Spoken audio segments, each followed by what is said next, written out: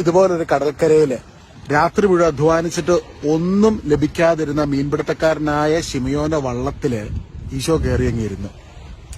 ചിലപ്പോ ഇന്ന് ഞാൻ ഈ വീഡിയോ എടുക്കുമ്പോഴത്തേക്കും നിങ്ങളുടെ ജീവിതത്തിൽ അല്ലെങ്കിൽ ഏതെങ്കിലുമൊക്കെ ശൂന്യതകൾക്ക് ഉള്ളിലൂടെയാണ് കടന്നു പോകുന്നതെങ്കിൽ ഈശോയെക്കുറിച്ച് കേൾക്കുമ്പോൾ, ഈശോയുടെ സാന്നിധ്യം വ്യാപരിക്കുമ്പോൾ, ഈശോയുടെ സാന്നിധ്യത്തിൽ നിറയപ്പെടുമ്പോൾ എന്ത് സംഭവിക്കും എന്നുള്ളത് മനസ്സിലാക്കണം.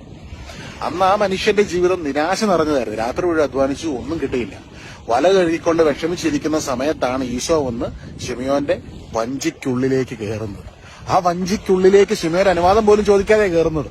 ചിലപ്പോൾ ഈ ഫേസ്ബുക്കിൽ ഈ വീഡിയോ കണ്ടുകൊണ്ടിരിക്കുന്ന, യൂട്യൂബിൽ ഈ വീഡിയോ കണ്ടുകൊണ്ടിരിക്കുന്നത് നിങ്ങൾ യാദൃശ്ചികമായിട്ടായിരിക്കും.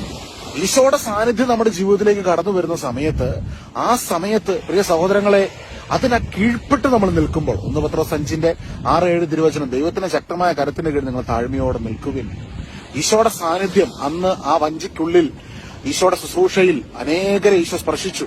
ആ സ്ഥലം മുഴുവൻ അഭിഷേകം കൊണ്ട് നിറഞ്ഞു. എന്താ സംഭവിച്ചത്?